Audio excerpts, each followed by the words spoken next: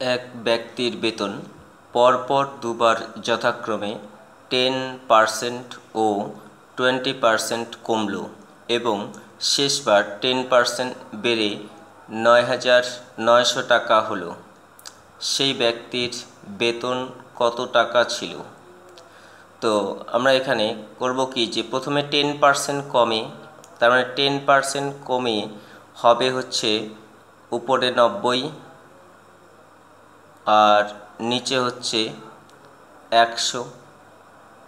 আমি ধরে নিলাম যে ওই ব্যক্তির প্রথমে বেতন ছিল হচ্ছে x টাকা, তাহলে x গুণন 90/100 গুণন পরে আবার 20% কমলো, তাহলে 100 থেকে 20 বিয়োগ করলে হবে 80, তাহলে উপরে লিখলাম 80 আর নিচে লিখলাম 100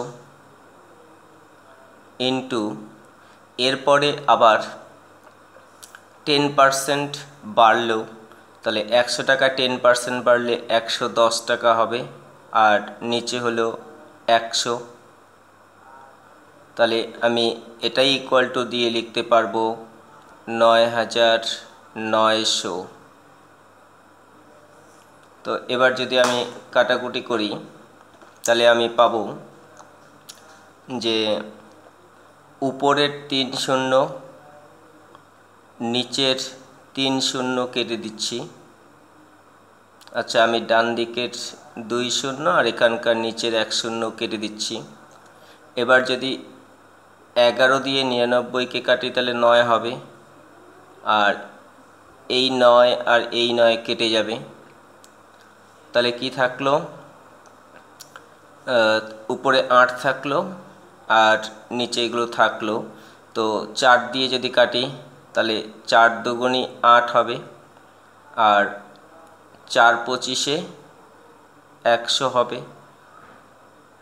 এবার যদি আমি 2 দিয়ে এই 10কে কাটি তাহলে 5 পাবো। তাহলে আমরা পাচ্ছি হচ্ছে x ইন্টু উপরে কিছু নেই মানে 1 আর নিচে আসে হচ্ছে 125 আর 5 5 25 125, তার সঙ্গে 100 গুণ করলে 125, তার জন্য পিঠে 2টা শূন্য বেড়ে যাবে, ডান দিকে কিছু নেই মানে 1। সুতরাং x সমান সমান কোনাকুনি গুণ করলে হবে 12,500 টাকা।